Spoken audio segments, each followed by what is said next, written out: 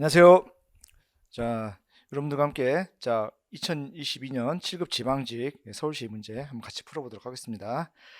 자, 하여튼 올해 시험 문제 같은 경우에도 그렇게 뭐 난이도가 높지는 않았던 것 같아요. 그리고 생각보다는 올해 이제 최근 법령이라든가 판례가 그렇게 많이 출제되지는 않았어요. 그래서 비교적 평이한 출제가 아니었나 이렇게 생각이 되고요. 자, 기본적인 사항을 잘 정리하셨던 학생들이라면은 되게 상당히 고득점을 했을 것이다. 저는 이제 이렇게 좀 생각이 되는 부분이에요. 자, 먼저 1번 문제를 보시면은 실내 보원칙에 관한 설명으로 옳지 않은 것은 되는데, 자, 어, 1번에 입법자가 반복하여 음주운전하는 자를 총포 소지 허가의 결격 사유로 규제하지 않을 것이라는 데서 실내. 자, 어떤 불법 행위가 기존에 금지되고 있지 않았다고 하더라도 그에 대한 규제법이 생기는 것이 기존의 신뢰를 침해하는 것이다. 이렇게 판단하는 경우는 거의 없죠. 그래서 이 판례 내용을 구체적으로 모르고 계신다 하더라도 이런 신뢰가 부호가치 있는 신뢰라고 보기는 어렵다는 부분은 충분히 우리가 짐작이 가능한 부분이죠. 그래서 이것은 맞는 질문이 될 것이고요. 2번 무기징역의 집행 중에 있는 자의 가석방 요건을 종전의 10년 이상에서 20년 이상으로 형 집행 경과로 강화한 것. 자, 이것은 아주 유명한 판례죠. 그래서 10년에서 20년 이상으로 개정했다고 해서 이것이 신뢰본칙이 위배되지 않는다라는 판례. 자, 그리고 이 구체적인 내용의 판례를 혹시 기억하시는 분들은 실제로 20년 이상 형기가 경과하지 않은 경우에 가석방이 된 사례가 이 판례가 나오기 전 근 10년간 있지 않았다는 부분들, 이런 부분들이 이 판례 내용이었던 것을 아마 기억하실 수 있을 거예요. 자, 3번 분정소기비법. 자, 분정소기법은 당연히 진정소기법이라는 개념과 당연히 비교해서 정리하셨을 거예요. 분정소기법은 원칙적으로 허용이 되는 것이죠. 자, 우리 헌법상 금지되는 소기법은 진정소기법이기 때문에 분정소기법은 원칙적으로 허용되는 것이죠. 그러나 예외적으로 분정소기법이 제한될 수가 있어요. 자, 그런 건 어떤 것이죠? 신뢰보호의 관점이 입법자 형성권에 제한을 가하게 된다. 그러니까 기존의 상태를 신뢰에 대한 보이익이 크다라면은 이 분정소기법은 제한될 수 있다는 것이죠. 그래서 원칙적으로 허용이 되지만 신뢰보호의 관점에서 제한이 가능하다. 자, 그래서 3번도 역시 맞는 질문이 되겠죠. 4번 위법 건축물에 대하여 이행 강제금을 부과하도록 하면서 이행 강제금 제도 도입 전에 위법 건축물에 대하여도 적용의 예를 두지 않는 거. 자, 이 이행 강제금이 부과되기 전에도 이미 위법 건축물이었어요. 자, 그런데 그 위법 건축물에 대해서 기존에 처벌하지 않았던 것, 자, 이행 강제금을 부과하지 않았다가 불이익을 가하도록 하는 것. 자, 이런 경우는 사실 일본과 논리 구조가 같은 거예요. 이미 어떤 불법 총포 소지한다든가 뭐 이런 부분에 결격 사유를 규제하지 않고 있다가 규제하게 되는 것. 이것이 기존의 위법 상태를 불이익을 가하지 않고 있다가 불이익을 가했다고 해서 그것이 보호받을 만한 가치가 있는 신뢰익을 침해한 것이다. 이렇게 보지는 않는 것이죠. 그래서 이것도 신뢰보호 원칙에 위반된다라고 판단해야 될 것이죠. 그래서 4번이 틀린 지문으로 구성하면 되겠죠. 자, 다음 문제를 보도록 하겠습니다. 자, 다음 문제를 보시면은 교육을 받을 권리에 대한 설명으로 옳지 않은 것은 되는데요. 자, 검정고시 응시 자격을 제한하는 것은 국민의 교육받을 권리 중 그의 의사와 능력에 따라 균등하게 교육받을 것을 국가로부터 방해받지 않는 권리를 제한하는 것이므로 그 제한에 대하여는 과잉금지 원칙에 따른 심사를 받아야 한다 되는데, 자, 그렇죠. 자, 이것은 비례원칙에 의한 심사, 과잉금지 원칙에 따른 심사를 받아야 돼요. 자, 이렇게 비례원칙에 따른 심사, 과잉금지 원칙에 대한 심사를 받아야 한다고 하는 부분은 이것은 특별히 기본권의 충실 보호 수준이 높은 것들, 자, 이런 경우를 말해야 되는 것이죠. 그래서 특별히 평등을 기해야 될 사안, 이런 경우에는 완화된 기준이 아니라 엄격한 심사 기준을 적용해야 된다. 자, 여기서 말하는 것처럼 국민의 교육받을 권리는 특별히 평등이 보장돼야 될 영역이다, 이렇게 볼 수 있을 것이죠. 그래서 과잉금지 원칙에 따른 심사를 받아야 된다. 특별히 어렵게 정리하실 필요가 없는 것이죠. 2번 헌법 제31조 1항이 보장하는 국민의 교육을 받을 권리로부터 국가 및 지방자치단체에게 사립 유치원에 대한 교사 인건비, 자, 운영비, 영양사 인건비를 예산으로 지원하라는 자기 의무가 출된다. 자, 어떤 기본권으로부터 구체적 금전적인 지원을 하라는 자기 의무가 도출된다. 이런 헌법에서 우리 헌법 공부하는 과정에서 이런 논리가 도출되는 것은 일반적으로 인정되지 않아요. 그래서 구체적인 예산으로 지원하라는 자기 의무가 도출된다. 자, 이 부분은 틀린 내용이라고 봐야 되겠죠. 답은 2번으로 확정하실 수 있겠고요. 자, 3번 의무교육 무상 원칙에 있어서 무상의 범위는 교육 필수비, 그러니까 교육의 필수적인 비용에 대해서 한정되게 되는데, 여기서 즉 모든 학생이 의무교육을 받음에 있어서 경제적인 차별 없이 수학하는 데 반드시 필요한 비용, 이걸 우리가 교육 필수비라고 한다는 것이죠. 여기에 한정된다. 그리고 여기에 다른 관련 판례를 한번 생각해 본다면 무상급식 관련된 비용 바로 여기 연결돼 있죠. 자, 의무교육의 대상인 중학생의 학부모에게 급식 관련 비용의 일부를 부담하도록 하는 것. 자, 이것은 만약에 이 급식 관련 비용이 교육의 이 필수 불가결한 비용, 자, 반드시 필요한 비용, 즉 교육 필수비라고 본다면 이것은 교육의 수요자인 학생 또는 학부모에게 부담시켜서는 아니 되는 것이겠죠. 자, 그런데 우리 판례에서는 이 교육 필수비로 이 무상급식비의 범주, 이 무상급식비를 교육 필수비의 범주 안에 포함시키지 않고 있어요. 그래서 이런 부분은 헌법상 의무교육 무상 원칙에 반하지 않는다라는 것이죠. 그래서 학교 급식법의 이 조항, 급식비를 학부모가 일부 부담하도록 하는 것은 자, 무상교육의 원칙에 반하지 않는다. 이것도 굉장히 유명한 판례이기 때문에 그렇게 어렵지 않은 문제였을 것이다. 이렇게 짐작이 되고요. 자, 그다음에 3번 보겠습니다. 집회 자유에 대한 설명으로 옳지 않은 것은 됐는데요. 일반적으로 집회는 일정한 장소를 전제로 한다. 그렇죠. 집회는 구체적인 장소에서 모여야 돼요. 그리고 집회의 목적과 장소를 분리하는 것은 허용되지 않는다라는 게 이제 헌법재판소의 판례 태도에서도 여러분들이 기억하실 만한 내용이죠. 그래서 특정 목적을 가진 다수인이 일시적으로 회합하는 것을 말한다. 자, 일시적이라는 부분이 집회의 요건이죠. 그래서 결사의 경우에는요, 상대적으로 일시적인 경우보다 좀 긴 계속성을 요구하는 것이지만 집회의 경우는 일시적 회합 정도로 족하다는 것이죠. 자, 그리고 이때 공동의 목적은요, 적어도 내적 유대관계 정도를 넘어서, 자, 이게 아니고 내적 유대관계 정도면 자 족하다라는 게 자 판례의 태도인 것이죠. 그래서 이것이 뭐 공공의 목적을, 공공의 이익을 추구해야 된다든가 이런 요건까지는 요하지 않아요. 그러니까 내적 유대관계 정도면 족하다. 자, 따라서 옳지 않은 지문은 1번으로 확정을 하시면 되겠죠. 자, 2번 집회의 자유는 자 개인의 인격 발현의 요소이자 민주주의를 구성하는 요소라는 이중적 헌법적 기준을 가지고 있다. 자, 이것도 상당히 이제 많이 알려진 판례 내용이기 때문에 기존에 시험장에 들어가실 때 알고 계셨을 거예요. 3번 헌법 21조 2항의 헌법 자체에서 언론 출판에 대한 허가나 검열의 금지와 더불어 집회에 대한 허가 금지를 명시함으로써 집회의 자유에 있어서는 다른 기본권 조항들과는 달리 허가 방식에 의한 제한을 허용하지 않겠다는 헌법적 결단을 자 분명히 하고 있다는 것이죠. 네, 그렇게 하고 있다고 보죠. 우리가 표현의 자유, 자 언론 출판 집회 결사의 자유라는 이 표현의 자유의 영역에서는요, 사전 허가제라든가 검열제 이런 부분들이 허용되지 않는다는 취지가 우리 헌법에 명시되어 있다, 이렇게 보시면 되겠고요. 자, 4번 누구든지 헌법재판소의 결정에 따라 해산된 정당의 목적을 달성하기 위한 집회 또는 시위를 주최해서는 아니 된다. 자, 그래서 이거는 집시법에 관련된 시험 조항이 있었을 거예요. 그래서 여러분들이 이 조항은 이미 알고 계실 텐데, 자 이렇게 헌법재판소 결정에 따라 해산된 정당의 목적을 달성하기 위한 집회 또는 시위 이런 것은 자 주체하면 안 되는 것이고, 자 2항의 내용까지도 우리 해설의 내용을 보시게 되면 1항에 따라 금지된 집회 시위를 선전하거나 선동하는 것도 역시 금지되어 있다. 자, 이 집시법의 조항과 관련된 출제이기 때문에 조문을 한번 설명을 드려봤어요. 이 조문도 아마 사전에 공부를 좀 충실하신 분들이면 당연히 알고 계실 법한 조항이죠. 자, 4번 대통령에 대한 설명으로 자 옳지 않은 것은 되는데, 1번 자 대통령은 행정부의 수반이므로 공정한 선거가 실시될 수 있도록 총괄 감독해야 할 의무가 있으므로 당연히 선거에서 중립 의무를 지는 공직자에 해당하는 것이고, 이로써 공직선거법 제9조의 공무원에 자 포함된다. 자, 이게 현재 판례 내용으로서 옳은 내용이죠. 대통령은 선거를 중립적으로 관리해야 될 의무가 있는 의미, 자 이걸 공직자에 해당하는 것이고, 자 공직선거법상의 구조에 공무원에 포함된다. 정책 중립성의 요구에 포함된다고 봐야 되겠죠. 자, 그다음에 2번 대통령은 법률안에 이의가 있을 때 정부 이송된 후 며칠, 자 15일 이내에 이의서를 붙여 국회로 환부하고, 자 우리 헌법상의 이 제2요구권, 이 거부권은요 환부 거부만 인정이 되죠. 보류 거부는 인정되지 않는다. 자 제의를 요구할 수 있으며 국회 폐회 중에도, 자 폐회 중인 경우에 환부 거부로 국회에 환부했을 때 국회가 폐회 중이라면 혹시 못 받는 거 아닐까? 자 이런 문제가 생길까봐 헌법에서 미리 못을 박아놓고 있어요. 국회 폐회 중에도 또한 같다. 즉 폐회 중에도 환부 거부가 가능하다는 이야기인 것이죠. 자 헌법에 규정이 있는 부분이죠.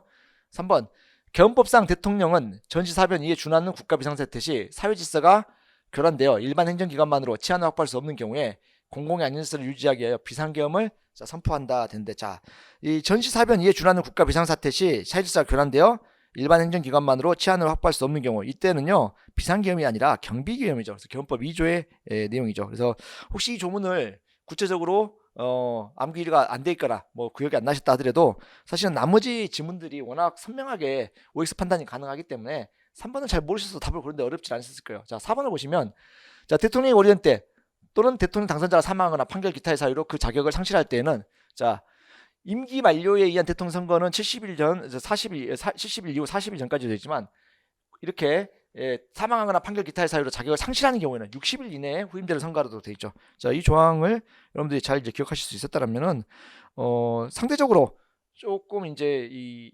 숙지를 하지 못하고 있었을 가능성이 큰 3번에 대해서 몰랐다 하더라도 충분히 답을 고르실 수 있었을 거예요. 그래서 이것도 답은 자 3번으로 확정하실 수 있겠고요. 자 4번 법치국가 원리에 대한 설명으로 옳지 않은 것은 되는데 1번 오늘날 법률보 원칙은 국가 공동체와 그 구성원에게 기본적이고도 중요한 의미를 갖는 영역, 특히 국민의 기본권 실현과 관련된 영역에 있어서는 국민의 대표자인 입법자가 그 본질적 사항에 대해서 스스로 결정해야 한다는 요구까지 자 내포하고 있다는 것이죠. 그래서 법률적 원칙은 단순히 형식뿐만 아니라 그 내용에 대한 부분까지도 이렇게 본질적 사항에 대해서는 입법자, 자 그러니까 국민의 대표자로서의 지위를 갖는 입법자가 직접 결정하도록 하고 있는 요구를 내포하고 있다. 자 이것도 굉장히 유명한 판례의 내용이기 때문에 사전에 숙지가 되어 있을 것이라고 저는 예상을 하는 내용이고요. 2번 죄형법정주의란 무엇이 범죄이며 그에 대한 형벌이 어떠한 것인가를 반드시 국민의 대표로 구성된 입법부가 제정한 법률에서 정한다는 원칙을 말하므로 형사처벌 요건을 입법부가 행정부에서 제정한 명령이나 규칙에 위임하는 것은 허용되지 않는 게 아니라 자 위임법이 허용되는 거예요. 다만 이 경우에도 자 일반적인 위임법의 법리 그러니까 포괄인 금지 원칙 그러니까 구체적 범위를 정해서 위임하는 것이라면 위임법이 허용되는 것이다라는 것이죠. 그래서 2번이 틀렸다라는 것이죠. 그래서 하위의 규범에 자 위임이 가능한 것이다. 자 허용할 수 있는 것이다라는 것이죠. 자 3번 법률이 구체적인 사항을 대통령의 영역에 위임하고 있고 그 대통령에게 규정되거나 제외된 부분이 위헌성이 문제된 경우 헌법의 근본 원리인 권력분립주의와 의회주의 내지 법치주의 원리상 법률 조항의 위임에 따라 대통령으로 규정한 내용이 헌법에 위반되는 경우라도 그로 인하여 정당하고 적법하게 입법권을 위임한 수권 법률 조항까지도 위헌이 되는 것은 아니다. 자, 너무 당연한 법리죠. 자, 수권 법률이 자 대통령에게 이걸 위임을 했어. 그럼 그 위임 자체가 적법하다면 자 그 수권 법률에 의해서 그 사항을 위임받은 대통령령이 자 이것이 위헌이 된다고 할지라도 수권 법률의 위헌성의 문제는 문제되지 않는다는 내용인 것이죠. 자 만약에 반대로 수권 법률이 위헌이라면 그 위헌인 수권 법률에서 위임받은 이 대통령의 효력도 역시 함께 무효가 되는 것이다. 이런 법리도 충분히 사전에 정리가 되었을 법한 내용이다. 뭐 이렇게 아주 튀거나 잘 모를 것 같은 그런 내용은 아닌 것이죠. 자 4번 자기 책임의 법리는 인간의 자유와 유책성 그리고 인간의 존엄성을 진지하게 반영한 원리로 민사법이나 형사법에 국한된 원리라기보다는 근대법의 기본 인용으로서 법치주의에 당연히 내재하는 원리다. 자, 그래서 자기 책임의 법리 법치주의에 당연히 내재하는 원리다. 자, 이게 헌법 판례로서 여러분들이 이렇게 알 법한 내용이죠. 그래서 자기 책임의 법리. 자, 그러니까 내가 잘못한 만큼만 책임을 진다. 그래서 이거 연좌제 금지하고도 이제 연결시켜서 해석할 수 있는 이런 법리는 법치국가 원리, 법치주의 원리에서 파생되는 자 또는 내재되는 원리라고 해석한다는 것이죠. 자, 6번 인간으로서의 존엄과 가치 및 행복 주권에 대한 설명으로 옳지 않은 것은 되는데 자 6번에 자 1번을 보시게 되면요 성폭력 처벌에 관한 특례법에서 규정된 카메라 등 이용 촬영죄는 인격권에 포함된다고 볼 수 있는 자신의 신체를 함부로 촬영당하지 않을 자유를 보호하기 위한 것이다. 자 이렇게 해석하는 게 뭐 특별히 무리가 없죠. 여러분들이 이 판례를 사전에 몰랐다 하더라도 충분히 짐작이 가능할 만한 그런 내용이다. 이렇게 보실 수 있겠죠.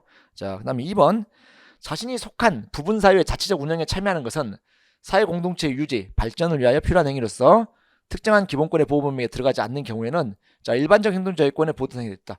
자 일반적 행동 자유권이라는 이 포괄적 기본권에 포함되는 것이라고 보는 게 특별히 어려움이 없을 것이죠. 그래서 일반적 행동 자유권의 보호 대상이 있다라는 거. 자 이것이 특별히 문제가 되는 것은 아니다. 자 3번 교통사고 발생에 고의나 과실인 운전자는 물론 아무런 책임이 없는 무과실 운전자도 자신이 운전하는 차로 인하여 교통사고가 발생하게 하면 즉시 정차하여 사상자를 구하는 등 필요한 조치를 할 의무를 규정하고 교통사고 발생 시 사상자, 구호 등 필요한 조치를 하지 않은 자를 형사처벌하는 도로교통법 조항은 과잉금지 원칙에 위반되어 운전자의 일반적 행동자유권을 침해한다든지 자, 교통사고가 발생했을 때 이 사상자를 구호하는 후속 조치를 취하지 않은 경우 이런 경우에 처벌하도록 하는 조항이 일반적 행동자유권을 침해한다고 보진 않죠. 자, 즉 침해한다라면 위헌이라는 이야기인데 위헌이 아니라 이런 조항은 합헌으로 보고 있어요. 그래서 이것은 자 이로 인해서 우리가 달성해야 될 공익이 이로 인해서 침해되는 사익보다 훨씬 크다고 보는 거예요. 그래서 이것은 일반적 행정자유권을 침해한다고까지는 보지 않는다. 그래서 3번이 틀린 지문이죠. 4번 운전면허를 받은 사람이 다른 사람의 자동차 등을 훔친 경우에는 운전면허를 필요적으로 취소하도록 하는 것. 자 이것은 임의적 취소 혹은 정지라는 보다 덜 제한적인 수단이 있어 일반적 행정자유권에 대한 과도한 침해가 되어 위헌이다라는 거죠. 네, 그렇죠. 그러니까 이것은 필요적으로 운전면허를 취소하지 않고 임의적으로 취소한다 할지라도 입법 목적을 달성하는데 큰 어려움이 없다. 즉 이것은 침해 처성 원칙에 위배되는 거예요. 자, 임의적 취소라는 덜 제한적인 수단이 있음에도 불구하고 필요적 취소라는 규정을 두고 있는 것. 이것이 자, 과잉금지 원칙에 위반된다는 것이죠. 7번. 통신의 자유에 대한 설명으로 옳지 않은 것은 되는데 자, 1번 보시면요. 수용자가 수반하는 서신에 대한 검열, 수용자의 통신 비밀이 일부 제한되는 경우 국가안전보장 질서지 또는 공공복리라는 정당한 목적을 위하여 부득이할 뿐만 아니라 유효적절한 방법에 의한 최소한의 제한이며 통신의 자유의 본질적인 내용을 침해하는 것은 아니므로 헌법에 위반된다고 할 수 없다. 자, 첫 번째. 자, 수용자는 표현의 자유를 누리는 기본권 주체인가요? 네, 누리는 주체예요. 자, 기본권 주체성이 아예 인정되지 않는 건 아니에요. 기본권 주체이긴 하지만 이에 대한 제한이 가능하다는 것이죠. 그래서 이것은 이제 특별 권력관계 이론에 의해서도 다른 사람의 그러니까 수용자가 아닌 일반인에 비해서 그 제한의 정도가 높다고 해서 이것이 기본권의 침해라고 보진 않는다는 것이죠. 그래서 헌법에 위반된다고 할 수는 없다. 자, 2번.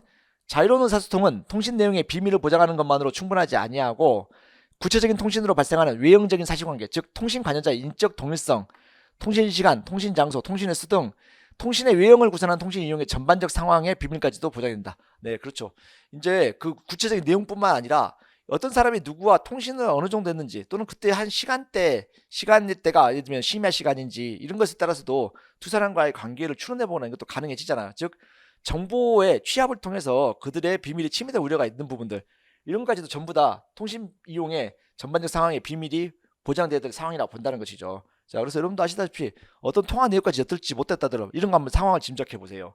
어떤 남녀 간의 통화가 이루어진 횟수 그리고 이루어진 시간대 그다음에 한 통화 간의 시간 이런 거 보게 되면 아 심야 시간에 서로 통화를 자주 했어. 그리고 한번 통화를 하면 막 몇 시간씩 했어. 사귀는 사이네. 자, 이런 게 드러나잖아요. 자, 이런 부분들은 통신 이용의 전반적 상황까지도 비밀을 보장해야 될 필요성이 있다는 거예요. 내용을 비록 엿듣지 않았다 해도 이들의 비밀의 침해 가능성이 생긴다는 것이죠. 3번.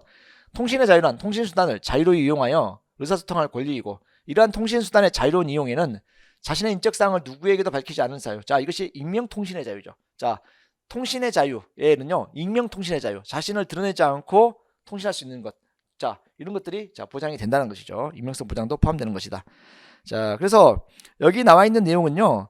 익명성 보장이라는 부분. 자, 이 부분에 대한 이제 문제인 것이죠. 그래서 이거는 익명으로 통신하고자 하는 통신의 자유를 제한하는 측면이 있는 경우에도 역시 통신의 자유를 침해하는 것이다. 또는 이렇게 하는 가능성을 인정할 수 있는 것이죠. 그래서 익명성 보장도 통신의 자유의 보호 영역에 포함된다.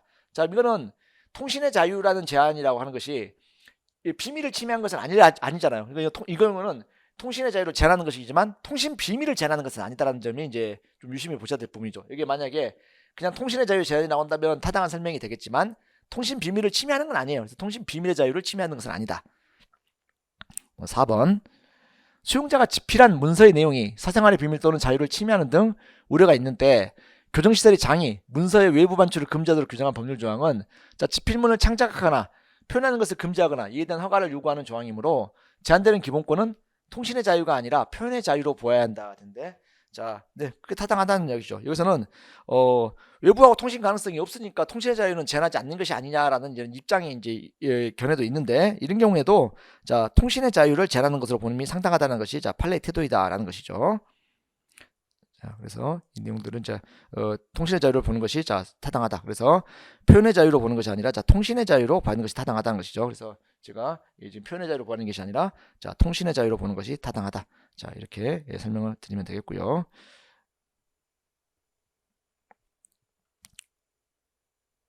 그 다음에 8번 명확성 원칙에 대한 설명으로 옳은 것은 되는데 1번 공중도덕상 유해한 업무에 취업시킬 목적으로 근로자를 파견한 사람을 형사처벌하도록 규정한 국파견 근로자법에 대한 조항 중 공중도덕상 유해한 업무라는 부분은 이게 명확성 원칙에 위배된다고 할 수 없다 할 것이다 하는 것이죠. 그래서 명확성 원칙에 위배된다라고 하는 것이죠. 그래서 명확성 원칙이 위배된다. 그래서 1번은 명확성 원칙이 위배되지 않는다고 한 부분은 틀린 내용이 되는 것이죠.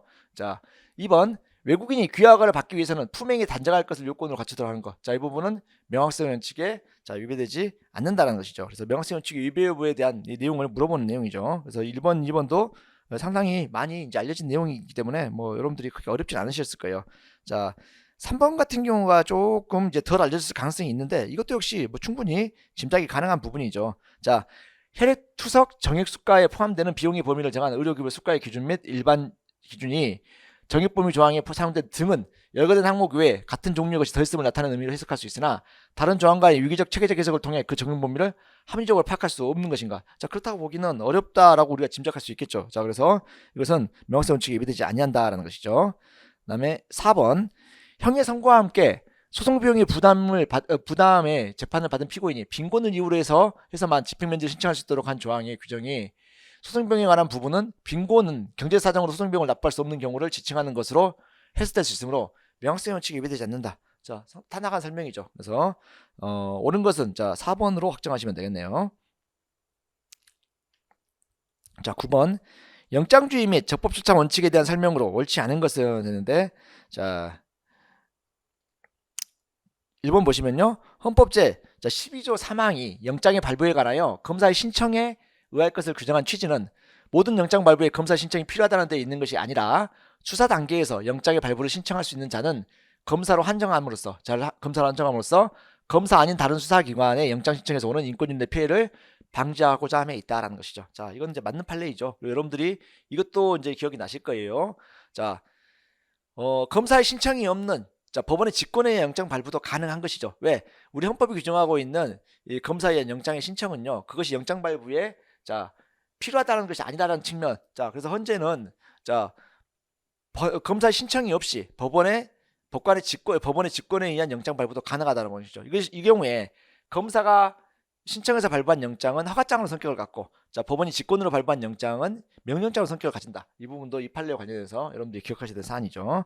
2번 전투경찰 순경에 대한 징계 처분을 규정하고 있는 자 이 법의 조항 중 이 전투경찰 순경에 대한 영장 부분은 그 사유의 제한, 징계 대상자의 출석권과 진술권의 보장 및 법률에 대한 별도의 불복 절차가 마련되어 있으므로 헌법 12조 2항의 적법추산 원칙에 위배되지 아니한다. 자, 그래서 전투경찰에 대한 영장 처분, 그 다음에 일반 이제 병에 의한 정장 처분이 서로 결론이 좀 다르죠. 그래서 병에 대한 경우와 달리 자, 전투경찰 순경에 대해서는 이런 절차들이 불복 절차가 실질적으로 잘 마련이 되어 있으므로 적법추산 원칙에 위배되지 않지만, 병에 대한 영장 처분은 군 내에서 제대로 된 적법 절차가 보장되지 않고 있다라고 해서 적법추산 원칙에 위배된다라고 해서 서로 결론이 상반되어 있는 것도 비교해서 정리가 되어 있으실 거예요. 그래서 2번은 이제 옳은 내용이다. 3번 피의자를 긴급 체포하여 조사한 결과 구금을 계속할 필요가 없다고 판단하여 48시간 이내에 석방하는 경우까지도 수사기관이 반드시 체포영장 발부 절차를 밟게 하는 것은 인권침해적 상황을 예방하는 적절한 방법이 아니라고 한다는 것이죠. 그래서 비효율을 초래할 가능성도 있고 경우에 따라서는 오히려 인권침해적인 상황을 발생시킬 우려도 있다라고 보고 있다는 것이 이제 판례 태도이다. 이렇게 보시면 되겠죠. 이건 이제 비교적 최신 판례, 2021년 판례에 근거하고 있다. 이렇게 정리하시면 되겠죠.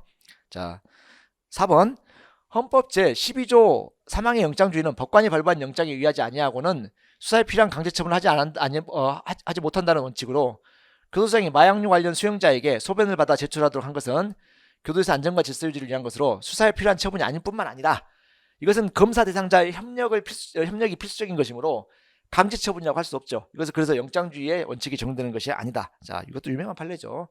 자, 당사자의 이미 협조에 의해서에만 가능한 것, 즉 물리적 강제력으로 강제할 수 없는 성격을 가진 것, 이것은 영장주의 원칙에 적용되지 않는다.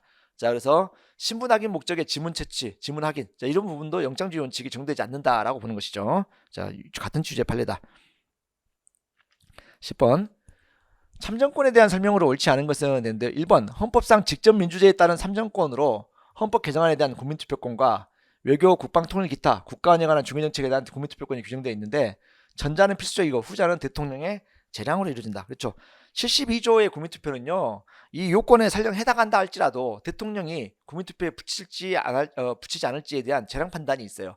이에 대해서는 국민이 이러한 사유에 해당하기 때문에 외교, 국방, 통일, 기타 국가의 중요한 정책이니까 대통령에게 국민투표에 붙여달라는 부의를 청구할 수 있는 권한도 인정되지 않아요. 그러니까 이것은 만약에 이걸 기본권이라고 설정하기 위해서는요, 대통령이 이런 사유에 해당하는 경우에 국민투표에 붙일 것을 전제로 해서 국민투표권이라는 기본권이 인정될 가능성이 있다는 것이죠. 그래서 대통령이 재량적인 판단권에 속하는 것이다. 그런가 하면 헌법 130조에 헌법 개정 절차에서의 국민투표는요, 이거는 헌법을 개정하기 위해서는 필수적으로 거쳐야 되는 필요적 국민투표권이다. 이렇게 이제 보시면 되겠죠.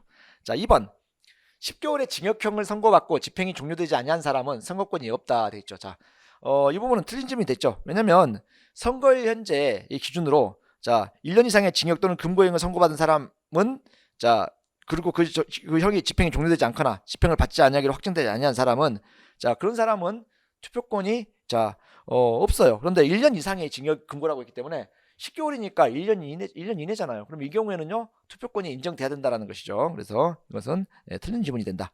자 3번 출입국관리법 10조에 따른 영주의 처리 자격 취득일 후 3년이 경과한 18세 이상의 외국인으로서 선거인 명부 작성 기준인 현재 출입국관리법 제34조에 따라 해당 지방자치단체 외국인 등록도장에 올라있는 사람, 자 이런 요건에 해당하는 외국인, 현재 외국인이죠. 국민이 아니에요. 이런 경우에 지방선거권이 인정이 되는 것이죠. 그래서 지방선거권, 지방자치단체장 선거와 지방의원 선거에 선거권이 있다라는 거예요. 그래서 우리 지방선거권은요 외국인에게도 이렇게 이런 요건에 해당하는 외국인에게도 선거권을 인정하고 있는 것이다라는 것이죠. 자, 그다음에 4번 공직을 직업으로 선택하는 경우에 있어서 직업 선택의 자유는 공무단임권을 통해서 그 보호물을 받게 된다고 할 수 있으므로 공무단임권을 침해하는지 여부를 심사하는 이상 이와 별도로 직업 선택의 자유 침해 여부를 심사할 필요가 없다는 것이죠. 자, 그래서 직업 선택의 자유와 공무단임권 이 부분은 공무단임권이 특별기본권적 성격을 가지고 있죠. 그래서 이 보다 구체적인 이 기본권의 침해 여부를 자 심사하는 이상 자 이보다 포괄적이고 일반적인 직업 선택의 자유에 대한 침해 여부를 별도로 심사할 필요는 없다. 그건 이제 헌법상 일반 원칙이 되겠죠. 11번 헌법기관의 구성과 국회 인사 절차에 대한 설명으로 옳지 않은 것은 되는데 자 1번 보시면 자 이건 이제 뭐 부속법령의 내용으로 여러분이 다 충분히 공부가 되었을 법한 내용인데요.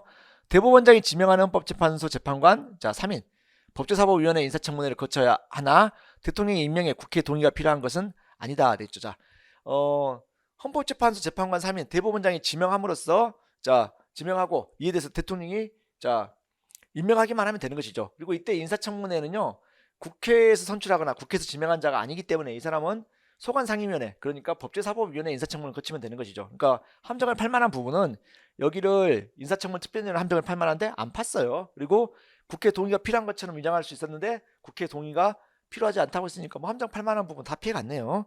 자 참고로 대법관의 임명에는 국회 동의를 요하지만 헌법재판소 재판관의 임명에는 국회 동의를 요하지 않아요. 헌법재판소의 경우 헌법재판소장의 임명에 헌법기관의 장인 헌법재판소장의 임명에 대해서만 동의를 요한다.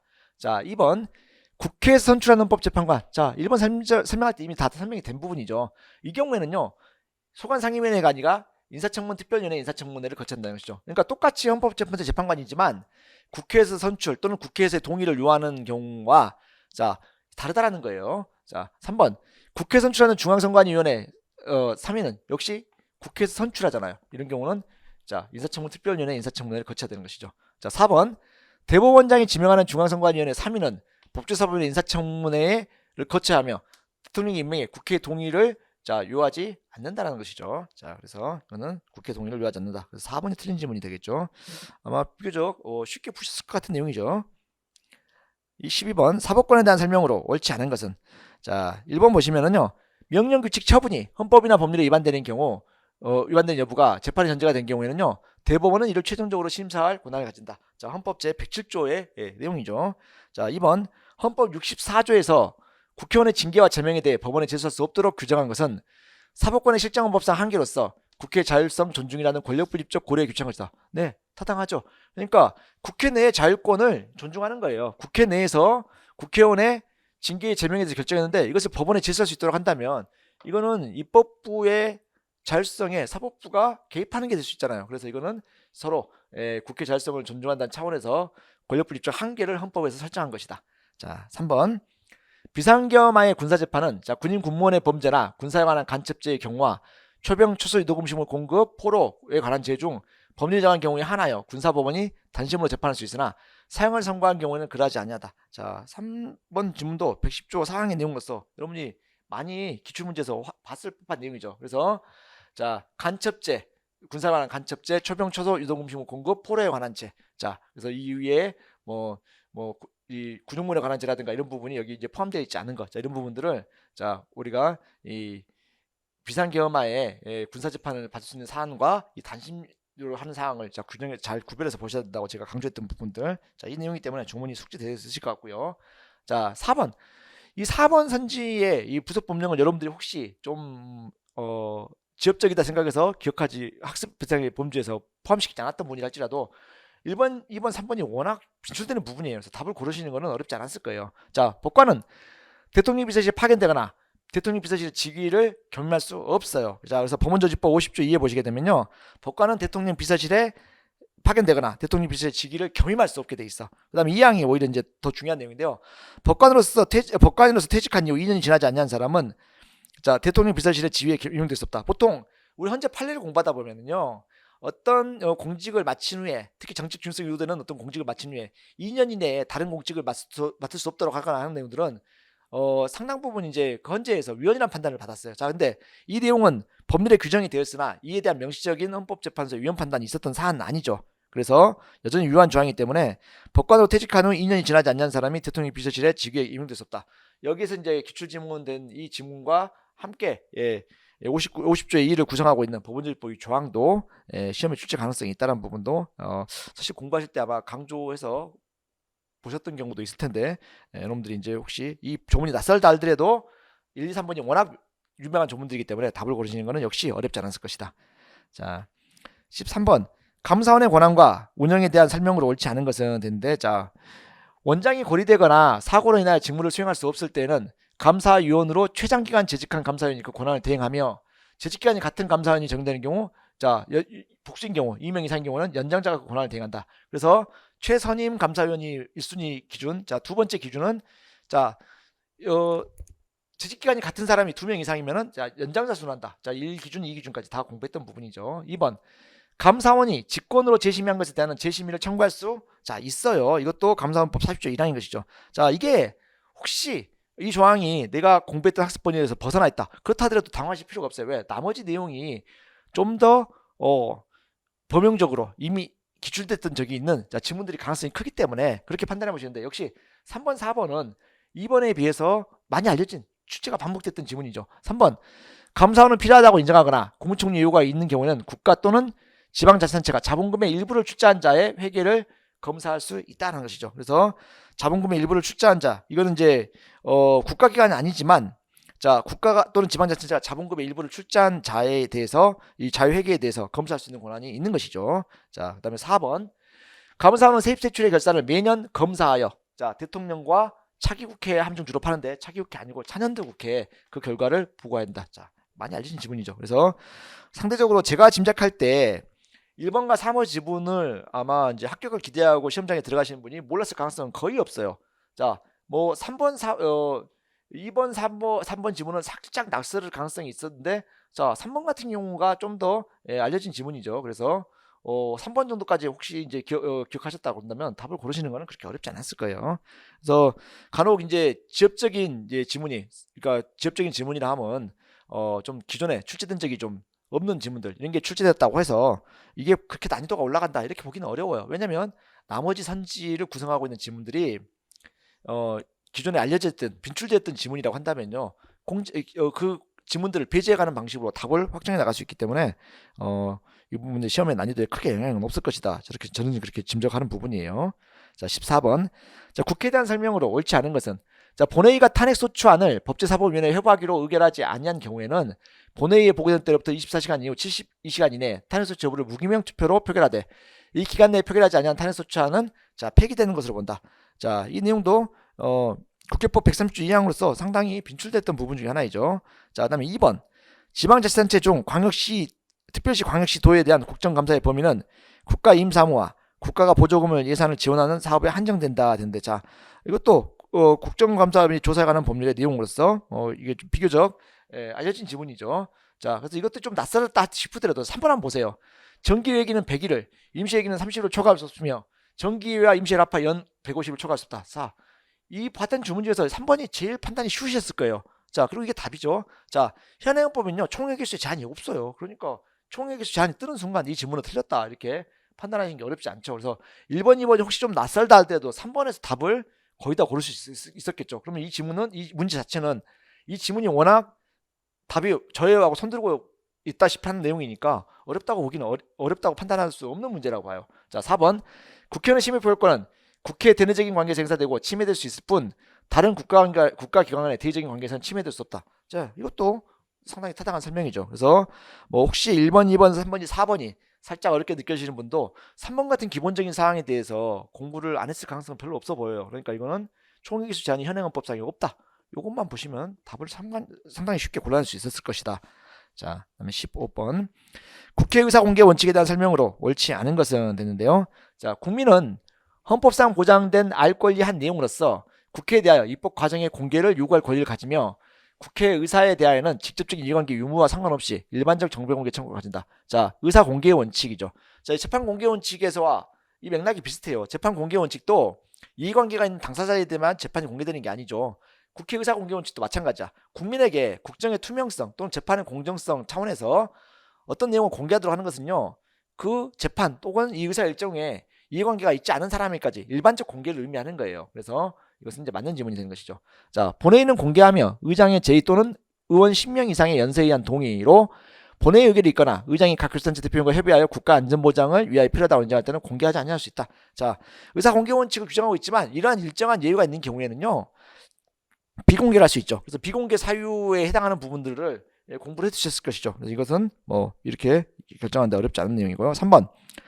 헌법은 국회의회 공개 여부에 관하여 회의 구성원의 자율적 판단을 허용하고 있으므로 소위원회 회의의 공개 여부 또한 소위원회 또는 소위원회가 속한 위원회의 여러 가지 사정을 종합하여 합리적으로 결정할 수 있다 할 것이다. 네, 이렇게 일반적으로 해석하시기도 하고 이게 판례 내용이기도 하고 아시다시피 소위원회에 대해서는 공개를 할 수 있다. 그리고 비공개 사유를 우리 국회법에서 규정하고 있기도 해요. 자, 법에 규정이 되어 있기도 하다. 자, 4번. 국회정보위원회 회의는 모든 회의는 실질적으로 국가기밀에 관한 사항과 즉 간접적으로 관련되어 있으므로 국가안전보장을 위하여 회의 일체를 비공개로 하더라도 정보 취득을 제한을 이유로 알 권리에 대한 침해로 볼 수는 없다. 자, 종전에 이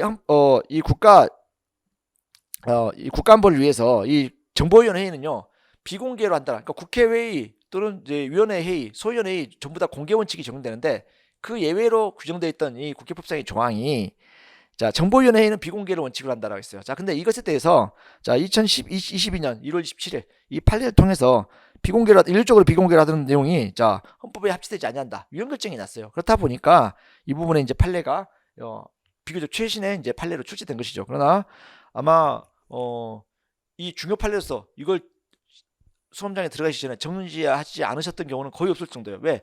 뻔히 출제가 예상되었던 부분인 것이죠. 자, 16번. 예산에 대한 설명으로 옳은 것은 되는데, 자, 1번. 예산 역시 일종의 법규범이죠. 자, 법률은 아니지만 법규범의 일종이에요. 자, 그래서 법률과 마찬가지로 국회 의결을 거쳐 제정되므로 국가기관과 국민을 모두 구성한다. 자, 잘 나가다가 삐뚤어졌죠. 예산은 정부의 지출 계획이죠. 그러니까 정부만 국가기관만을 구속하지 국민을 구속하진 않아요. 자, 그래서 예산은 정부의 지출 계획이므로 국가기관만을 구속한다. 자, 2번. 정부는 예산안을 국회에 제출한 후 부득이한 사유로 인하여 그 내용의 일부를 수정하고자 할 때에는요, 국무회의 심의를 거쳐 국무총리 승인을 얻은 후 수정 예산안을 국회에 제출했다. 되게 그럴듯한데 어디가 틀렸을까요? 자, 대통령의 승인을 얻어야 돼요. 국무총리의 승인 아니에요. 자, 그래서 이것을 혹시 이 지문을 살짝 몰랐다 하더라도 자, 그렇다면 다음 지문 한번 보죠. 3번. 국회는 정부의 동의 없이 정부가 제출한 지출예산 각 항의 금액을 증가할 수 없죠. 새 부목 설치도 못하고 증액도 못해요. 자, 그러니까 3번은 굉장히 예산 관련돼서 빈출됐던 부분이니까 3번은 정확하게 판단할 수 있겠죠. 설령 2번이 약간 물음표했다 하더라도 3번 판단이 쉽고요. 자, 4번. 세출 예산은 예산으로 성립되었다고 하더라도 그 경비 지출에 인정하는 법률에 없는 경우 정부는 지출할 수 없다. 네, 아무리 주머니 돈이 많아도 예산에서 지출 계획이 잡혀있지 않으면 그 돈 쓸 수 없어요. 자, 이것도 상당히 쉽게 판단이 가능한 내용이죠. 그래서 혹시 2번이 좀 낯설었는데요, 난이도 전혀 올라가지 않아요. 왜? 나머지 내용이 워낙 쉬우니까. 자, 17번. 헌법재판의 가처분에 대한 설명으로 옳지 않은 것은 자, 1번. 국회에서 탄핵소추의 대상으로 발의된 자는 그때부터 헌법재판소 심판이 있을 때까지 그 권한행사가 정지된다 됐죠. 자, 탄핵소추의 발의만 가지고 자, 이런 권한행사가 자, 제한되는 것인가? 자, 그렇지 않죠. 그래서 탄핵소추가 의결을 받은 때부터 심판이 있을 때까지이기 때문에 탄핵소추의 발의만 가지고 권한행사가 정지되지 않아요. 자, 그래서 틀린 지문은 이미 1번으로 확정이 돼버렸고요. 2번. 헌법재판소가 권한적인 심판의 청구를 받았을 때에는 직권 또는 청구인의 신청에 의하여 종국결정의 선고 시까지 심판 대상이 된 피청구인의 처분의 효력을 정지하는 자, 결정을 할 수 있다죠. 네, 가처분에 관련돼서 당사자의 신청이라든가 직권에 의해서 가처분을 할 수 있다는 것이죠. 그래서 우리 헌법재판소에서는요, 우리 헌법재판소법에서는 정당한 심판, 권한쟁의 심판에 있어서 가처분을 결정할 수 있다고 명문의 규정을 두고 있어요. 자, 거기에 이제 추가해서 자, 3번 질문 보시면 헌법소원 심판 절차에 있어서 가처분의 필요성이 있을 수 있고 달리 가처분을 허용하지 아니할 상당한 이유를 찾아볼 수 없으므로 헌법소원 심판 청구 사건에서 가처분을 허용된다. 이건 판례의 내용이죠. 그러니까 명문의 규정, 헌법재판소법 명문의 규정으로 헌법소원 절차에서의 가처분을 규정하고 있지는 않아요. 그러나 현재 판례에서 헌법소원 사건에 대해서도 가처분을 허용해야 된다라고 판단해버린 것이죠. 그래서 자, 법률의 규정에 근거는 없지만 판례에서 가처분을 허용했어요. 자, 4번 가처분의 요건을 갖춘 것으로 인정되고 이에 덧붙여 가처분을 인용한 뒤 종국 결정에서 청구가 기각되었을 때 발생하게 될 불이익과 가처분을 기각한 뒤 청구가 인용되었을 때 발생하게 될 불이익에 대한 비교 영향을 하여 후자의 불이익이 전자의 불이익보다 크다면 가처분을 인용할 수 있다. 자, 타당한 설명이죠. 그래서 가처분에 대한 부분으로서 자, 설명이 2번, 3번, 4번이 다 맞아요. 자, 그래서 헌법재판소에 가처분에 대한 설명을 옳지 않은 것은 이라고 질문을 해놓고 1번은 사실 가처분에 대한 내용이 아닌데 1번이 답이 바로 저하고 손을 들었어요. 그래서 저도 이 문제를 이제 분석을 하다가 1번이 도대체 가처분하고 뭐 별 관련이 없어 보이는데 자, 이 권한행사가 정지된다는 부분은 이 가처분의 효력이 아니고 그냥 법률의 규정에 의해서 이루어진 것인데 라는 생각을 하면서 가처분이라고 해놓고 살짝 잠깐 멍해지는 순간이 좀 있었어요. 근데 답은 쉬우니까 다행이죠. 자, 그래서 심판일 때까지 그 권한에서 정지된다라고 하는 부분. 자, 이것이 자, 탄핵 소추의 의결을 받은 시점이지 탄핵 소추가 발의된 때가 아니라는 아주 쉽게 답이 골라져 버렸어요. 자, 18번 권한쟁의 심판에 대한 설명으로 옳은 것만을 모두 고르면 되는데 자, 1번 법률에 의해 설치된 국가의 인권에는 권한쟁의 심판의 당사자 능력이 인정되지 않는다. 자, 권한쟁의 심판의 당사자 능력이 인정되려면요, 헌법에 의해 설치된 기관이 헌법과 법률에 의해 규정된 권한에 대한 다툼이 있어야 되는 것이죠. 그래서 법률에 설치된 국가인권위원회, 헌법기관이 아니므로 권한쟁의 심판의 당사자 능력이 인정이 되지 않죠. 자, 그래서 이거는 이제 인정이 되지 않는다고 했으니까 자, 이거는 자, 옳은 설명이 되겠죠. 인정되지 않은 것이니까. 자, 그 다음에 2번 지방자치단체 상호 간에 권한쟁의 심판을 규정하고 있는 헌법재판소법 62조 제1항 제3호의 경우에는 이를 예시적으로 해석해야 된다. 자, 이것은 우리가 예시적으로 해석할 필요성이 법적 근거가 없다 하는 것이죠. 그래서 이것은 자, 예시적으로 해석할 필요성 및 법적 근거가 없으므로 열거적으로 해석하는 게 맞겠죠. 그래서 이거는 틀렸다. 자, 답은 국회 상임위원회 위원장이 위원회를 대표해서 의안을 심사하는 권한이 국회의장으로부터 위임된 것임을 전제로 하는 국회의장에 대한 권한쟁의 심판 청구는 피청구인 적격이 없는 자를 상대로 한 청구로서 자, 부적법하다는 것이죠. 타당한 설명이죠. 그래서 이것은 피청구인 적격이 없는 자를 상대로 한 것이므로 자, 부적법하다고 봐야 되죠. 그래서 이거는 법률상 고유한 권한에 속하는 것이죠. 그래서 이것은 자, 이렇게 고유한 권한에 속하는 것인데 위임된 것을 전제한다. 이건 틀렸다는 거예요. 자, 그래서 설명이 맞는 내용이죠. 라번 정부가 법률안을 제출하는 경위는 권한쟁의 심판의 독자적 대상이 되기 위한 법적 중요성을 지닌 행위로 자, 볼 수 없다라는 것이죠. 그래서 이거는 권한쟁의 심판의 독자성이 대상이 되기에는 법적 중요성을 지닌 행위로 볼 수 없다라는 내용이죠. 그래서 이것도 자, 틀렸다. 자, 그럼 옳은 내용으로만 고르면은 다가 되어야 되기 때문에 자, 답은 2번으로 확정하시면 되겠네요. 자, 19번 헌법재판에 대한 설명으로 옳은 것은 되는데 자, 재판부는 결정으로 다른 국가기관 또는 공공단체 기관에 심판에 필요한 사실을 조회하거나 기록의 송부나 자료의 제출을 요구할 수 있으나 재판 소추 또는 범죄 수사가 진행 중인 사건의 기록에 대한 송부를 요구할 수 없다. 자, 헌법재판소법 32조의 내용 타당한 설명이죠. 자, 2번 위헌으로 결정된 형벌에 관한 법률 또는 법률 조항은 소급하여 효력을 상실하나 해당 법률 또는 법률 조항에 대해 종전의 합헌으로 결정된 사안이 있는 경우 그 결정이 있은 날로 자, 함정은 흔히 파는 내용이라고 소급할 때 굉장히 강조했던 부분이에요. 결정이 있었던 다음 날로 소급하는 것이죠. 자, 함정 팔 만한 부분에서 함정 딱 팠어. 2번 틀렸어요. 자, 답은 이미 이제 1번으로 옳은 것이 확정됐지만 자, 2번 여기가 틀렸다는 부분. 3번 헌법재판소는 심판사건을 접수한 날로부터 180일 내에 종국결정의 선고를 하여야 하나 재판관 1인의 고리로 8명이 출석이 가능한 경우에는 그 고리된 기간은 심판기가 사입되지 않는다. 자, 8명의 경우에는요, 재판 진행이 가능해요. 자, 우리 헌법재판소에서 규정하고 있는 부분요, 7명의 출석이 불가능한 경우를 말해요. 적어도 7명이 있어야 헌법재판이 가능한 상황이 되는 것이니까. 그래서 8명의 경우에는요, 결격 요건에 해당되지 않기 때문에 이걸 틀린 부분이죠. 자, 4번. 각종 심판 절차에서 당사자인 국가기관 또는 지방자치단체는 변호사의 자격이 있는 소속 직원을 대리인으로 선임하여 심판을 수행하게 할 수 있다 하죠. 자, 그러니까 이거는 틀린 내용이 되는 것이죠. 자, 20번 보겠습니다.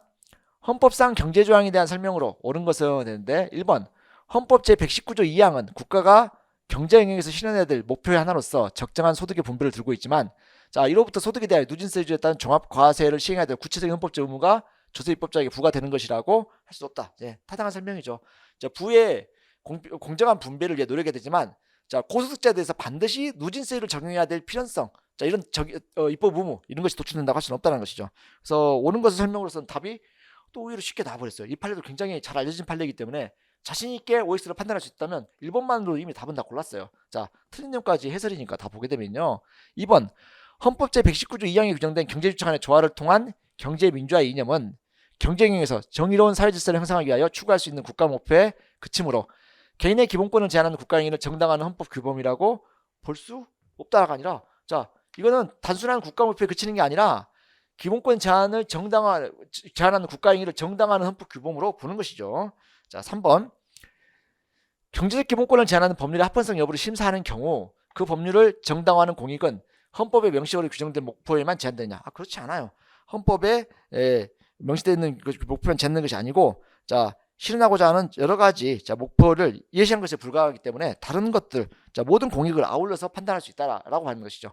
자, 4번, 주택 재개발 사업에서 부과하는 임대주택 공급 의무는 재개발로 발생하는 세입자들의 주거 문제를 해결하기 위한 제도이고, 재건축 사업에서 임대주택 공급 제도는 개발 이익의 환수 차원에서 부과되는 의무를 할 것이므로 두 사업 모두에 임대주택 공급 의무를 부과하는 것은 재건축 조합의 조합원 등의 평등권을 침해하고 있다. 자, 그렇지 않다라고 하는 것이죠. 그래서 두 사업 모두에 만약에 임대주택 공급을 부과한다 하더라도 이것이 평등권을 침해한다고 볼 수는 없다라는 거예요. 그래서 이거는 경제에 대한 제한이라든가 이런 부분들은요, 제한의 입법 재량이 넓다고 봐야 돼요. 그래서 이런 것들은 평등권에 침해된다고 판단되지 않는 만한 내용이죠. 그래서 답변 이제 이미 1번으로 골랐지만, 자, 틀린 부분까지 한번 체크를 해봤고요.